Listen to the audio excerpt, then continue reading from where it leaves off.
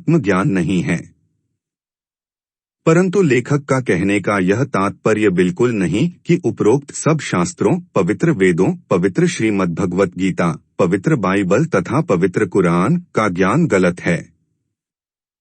उपरोक्त शास्त्रों का ज्ञान गलत नहीं, परंतु अधूरा, इनकम्प्लीट है। उदाहरण दें तो जैसे 10वीं कक्षा तक का पाठ्यक्रम, सिलेबस गलत नहीं है, परंतु BA, BSc, PhD, इंजीनियरिंग तथा डॉक्टरी आदि के लिए आगे की पढ़ाई पढ़नी पड़ती है। वह पाठ्यक्रम 10वीं से आगे का होता है, जिससे पढ़ाई का उद्देश्य पूर्ण होता है। वह संपूर्ण अध्यात्म ज्ञान अल्लाह कबीर स्वयं ही पृथ्वी पर प्रकट होकर बताता है। परमेश्वर कबीर माता से जन्म नहीं लेता। वह ऊपर सतलोक वाले अपने सिंहासन तख्त से सशरीर चलकर आता है। जैसे बाइबल ग्रंथ में भी प्रमाण है कि सृष्टिकर्ता परमेश्वर का निज निवास ऊपर के लोक में है, जो सर्वोच्च आकाश पर है। परमेश्वर ने वहीं से आकर सृष्टि की रचना 6 दिन में संपूर्ण की और 7वें दिन ऊपर तख्त सिंहासन पर जा विराजा। 7वें दिन विश्राम किया।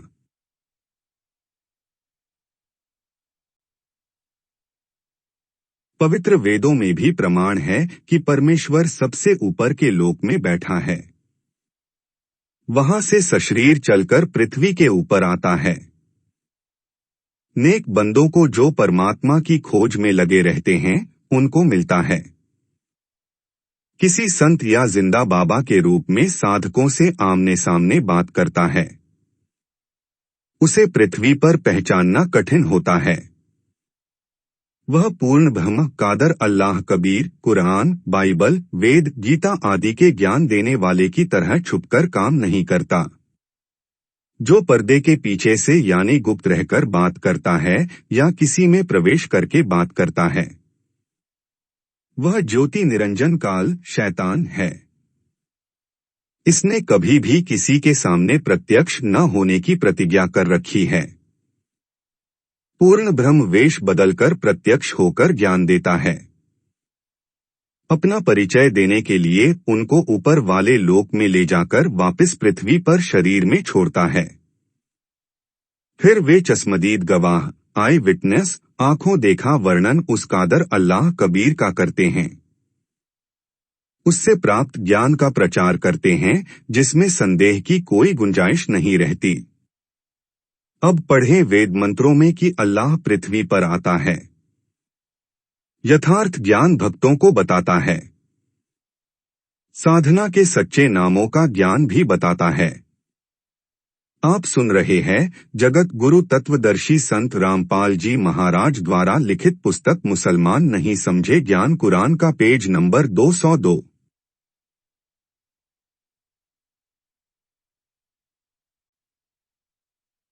देखें फोटोकॉपी ऋग्वेद मंडल नंबर 9 सूक्त 54 मंत्र 3 की। विवेचन ऋग्वेद मंडल 9 सूक्त 54 मंत्र 3 की फोटोकॉपी में आप देखें। इसका अनुवाद आर्य समाज के विद्वानों ने किया है।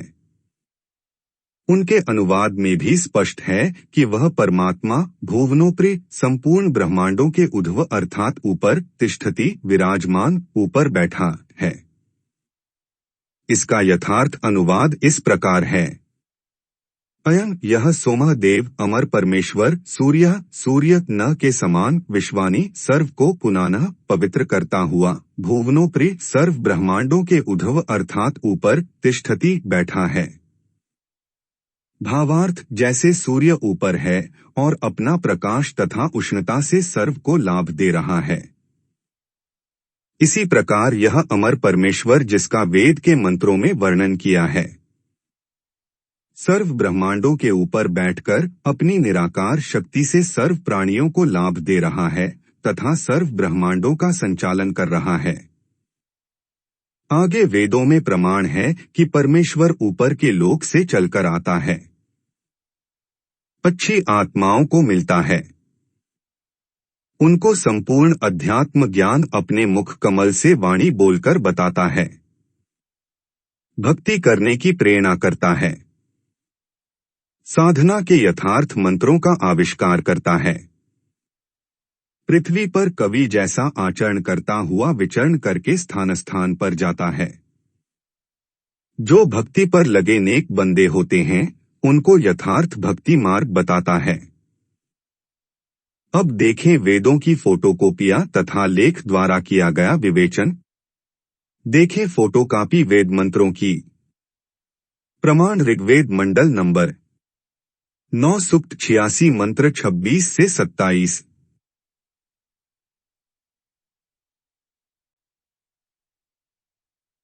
आप सुन रहे हैं जगत गुरु तत्वदर्शी संत रामपाल जी महाराज द्वारा लिखित पुस्तक मुसलमान नहीं समझे ज्ञान कुरान का पेज नंबर 203।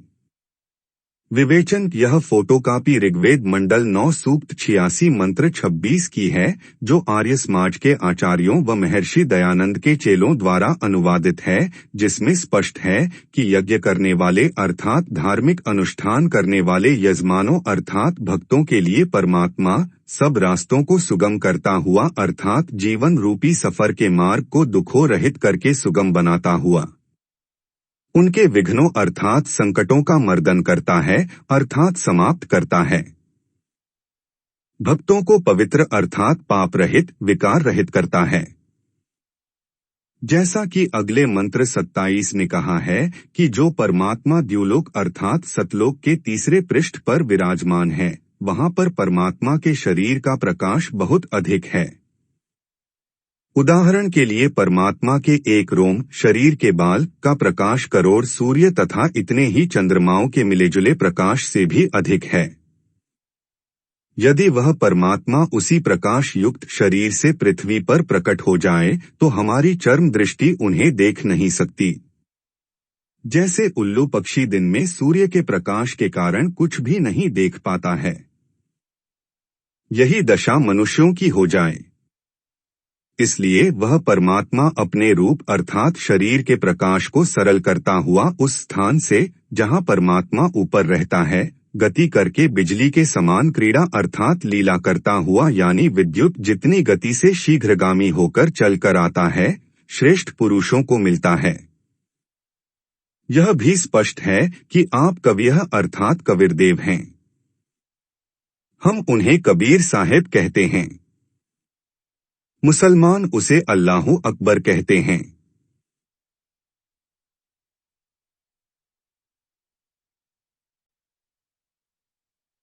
विवेचन। यह फोटोकॉपी ऋग्वेद मंडल 9 सूक्त 86 के मंत्र 27 की है। इसमें स्पष्ट है कि परमात्मा द्युलोक अर्थात अमर लोक के तीसरे पृष्ठ अर्थात भाग पर विराजमान है। सतलोक अर्थात शाश्वत स्थान के 3 भाग हैं। एक भाग में वन पहाड़ झरने बाग बगीचे आदि हैं। यह बाह्य भाग है अर्थात बाहरी भाग है। जैसे भारत की राजधानी दिल्ली भी 3 भागों में बंटी है। बाहरी दिल्ली जिसमें गांव खेत खलिहान और नहरें हैं, दूसरा बाजार बना है, तीसरा संसद भवन तथा कार्यालय हैं। इसके पश्चात द्युलोक में बस्तियां हैं। सपरिवार मोक्ष प्राप्त हंसात्माएं रहती हैं। पृथ्वी पर जैसे भक्त को भक्तात्मा कहते हैं, इसी प्रकार सतलोक में रहने वाले हंसात्मा कहलाते हैं।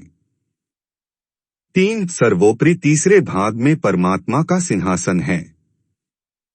उसके आसपास केवल नर आत्माएं।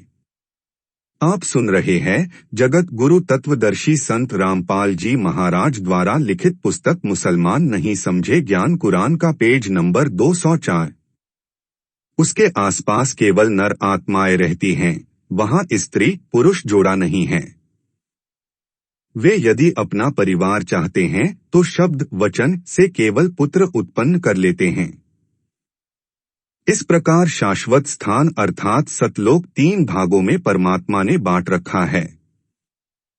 वहां यानी सतलोक में प्रत्येक स्थान पर रहने वालों में वृद्धावस्था नहीं है, वहां मृत्यु नहीं है। इसीलिए गीता अध्याय 7 श्लोक 29 में कहा है कि जो जरा अर्थात वृद्ध अवस्था तथा मरण अर्थात मृत्यु से छूटने का प्रयत्न करते हैं, वे तत् ब्रह्म अर्थात परम अक्षर ब्रह्म को जानते हैं। उनको यह भी ज्ञान होता है कि सतलोक में सत्य पुरुष रहता है, वहां पर जरामरण नहीं है, बच्चे युवा होकर सदा युवा रहते हैं। प्रमाण ऋग्वेद मंडल नंबर 9 सूक्त 82 मंत्र 1 से 2।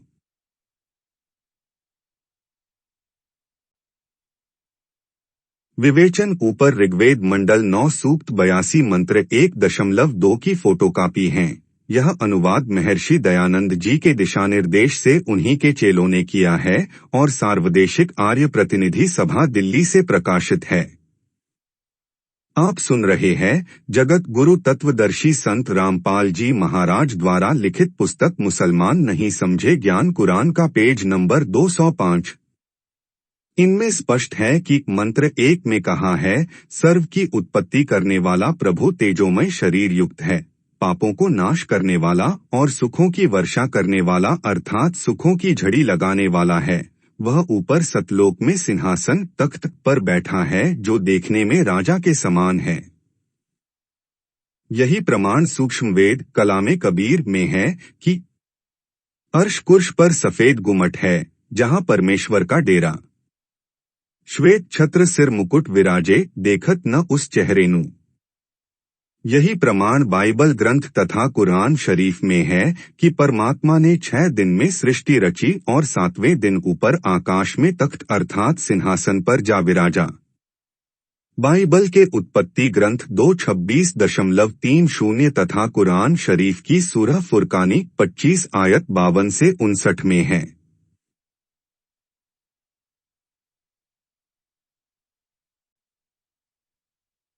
वह परमात्मा अपने अमर धाम से चलकर पृथ्वी पर शब्द वाणी से ज्ञान सुनाता है।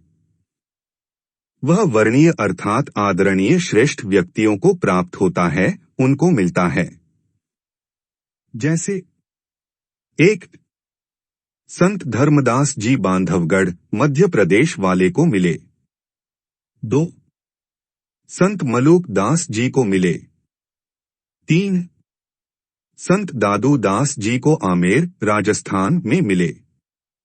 4. संत नानक देव जी को मिले। 5. संत गरीब दास जी गांव छुड़ानी जिला झज्जर हरियाणा वाले को मिले। 6. संत घीसा दास जी गांव खेखड़ा जिला बागपत उत्तर प्रदेश वाले को मिले। 7. संत जंभेश्वर जी बिश्नोई धर्म के प्रवर्तक को गांव समराथल राजस्थान वाले को मिले तथा हजरत मोहम्मद को मिले। ऐसे वह कादर प्रभु अनेकों अच्छी आत्माओं को मिले हैं। वह परमात्मा अच्छी आत्माओं को मिलते हैं। जो परमात्मा के दृढ़ भक्त होते हैं उन पर परमात्मा का विशेष आकर्षण होता है। उदाहरण भी बताया है कि जैसे विद्युत अर्थात आकाशीय बिजली स्नेह वाले स्थानों को आधार बनाकर गिरती है। जैसे कांसी धातु पर बिजली गिरती है, पहले कांसी धातु के कटोरे, गिलास, थाली, बेले आदि होते थे। वर्षा के समय तुरंत उठाकर घर के अंदर रखा करते थे। वृद्ध कहते थे कि कांसी के बर्तन पर बिजली अमूमन गिरती है। इसी प्रकार परमात्मा अपने प्रिय भक्तों पर आकर्षित होकर मिलते हैं। ऋग्वेद मंडल 9 सूक्त 82 के मंत्र नंबर 2 में तो यह भी स्पष्ट किया है कि परमात्मा उन अच्छी आत्माओं को उपदेश करने की इच्छा से स्वयं महापुरुषों को मिलते हैं। उपदेश का भावार्थ है कि परमात्मा तत्वज्ञान बताकर उनको दीक्षा भी देते हैं। उनके सद्गुरु भी स्वयं परमात्मा होते हैं। यह भी स्पष्ट किया है कि परमात्मा अत्यंत गतिशील पदार्थ अर्थात बिजली के समान तीव्रगामी होकर हमारे धार्मिक अनुष्ठानों में आप पहुंचते हैं। संत धर्मदास को परमात्मा ने यही कहा था कि मैं वहां पर अवश्य जाता हूं जहां धार्मिक अनुष्ठान होते हैं, क्योंकि मेरी अनुपस्थिति में काल कुछ भी उपद्रव कर देता है, जिससे साधकों की आस्था परमात्मा से टूट जाती है। मेरे रहते वह ऐसी गड़बड़ नहीं कर सकता।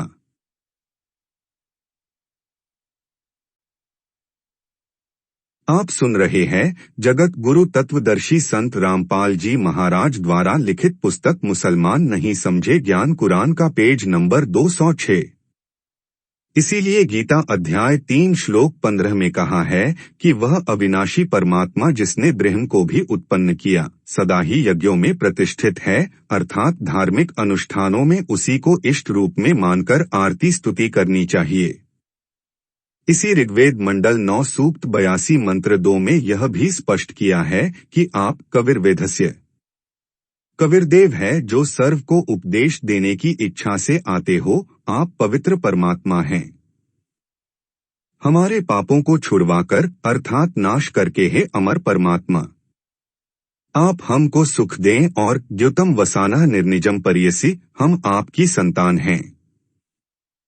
हमारे प्रति वह वात्सल्य वाला प्रेम भाव उत्पन्न करते हुए उसी निर्निजम सुंदर रूप को परियासी धारण करें, अर्थात हमारे को अपने बच्चे जानकर जैसे पहले और जब चाहें तब आप अपनी प्यारी आत्माओं को प्रकट होकर मिलते हैं, उसी तरह हमें भी दर्शन दें। अब ऋग्वेद मंडल 9 सूक्त 96 मंत्र 17 का अनुवाद शिशुम जज्ञानम हरियंतम, परमेश्वर जानबूझकर यानी परिस्थिति को समझकर तत्वज्ञान बताने के उद्देश्य से शिशु रूप में प्रकट होता है।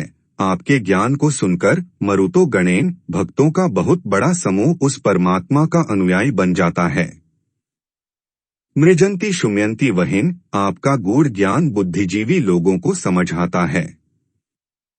वे उस परमेश्वर की स्तुति भक्ति तत्वज्ञान के आधार से करते हैं। वह भक्ति वहिन शीघ्र लाभ देने वाली होती है। वह परमात्मा अपने तत्वज्ञान को काव्यना कवित्व से अर्थात कवियों की तरह दोहों शब्दों लोकोक्तियों चौपाइयों द्वारा, कविर गीर्भियः कविर वाणी द्वारा अर्थात कबीर वाणी द्वारा, पवित्राम अतिरेभन शुद्ध ज्ञान को ऊंचे स्वर में गर्ज गर्ज कर बोलता है। वह कवि की तरह आचरण करने वाला कबीरदेव संत या ऋषि रूप में प्रकट सोम अमर परमात्मा होता है। ऋग्वेद मंडल 9 सूक्त 96 मंत्र 17। विवेचन ऋग्वेद मंडल 9 सूक्त 96 मंत्र 18।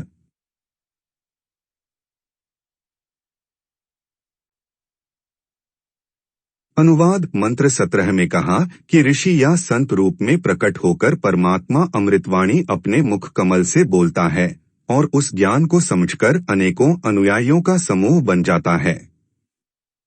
यह जो वाणी परमात्मा तत्वज्ञान की सुनाता है, वे ऋषिकृत ऋषि रूप में प्रकट परमात्मा कृत सहस्रणीथ हजारों वाणियां अर्थात कबीर वाणियां ऋषिम्ना ऋषि स्वभाव वाले भक्तों के लिए स्वर्शाह आनंददायक होती हैं। कविनाम पदवीयः कवित्व से दोहों चौपाइयों में वाणी बोलने के कारण वह परमात्मा कवियों में से एक प्रसिद्ध कवि की पदवी भी प्राप्त करता है। वह सोम अमर परमात्मा सिशासन सर्व की पालन की इच्छा करता हुआ प्रथम स्थिति में महिषः बड़ी पृथ्वी अर्थात ऊपर के लोकों में, तृतीयम धाम तीसरे धाम अर्थात सतलोक के तीसरे पृष्ठ पर, अनुराजती तेजोमय शरीर युक्त स्तूप गुंबज में विराजमान है, वहां बैठा है।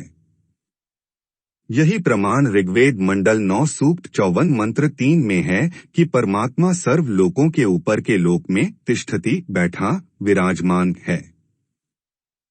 आप सुन रहे हैं जगत गुरु तत्वदर्शी संत रामपाल जी महाराज द्वारा लिखित पुस्तक मुसलमान नहीं समझे ज्ञान कुरान का पेज नंबर 207।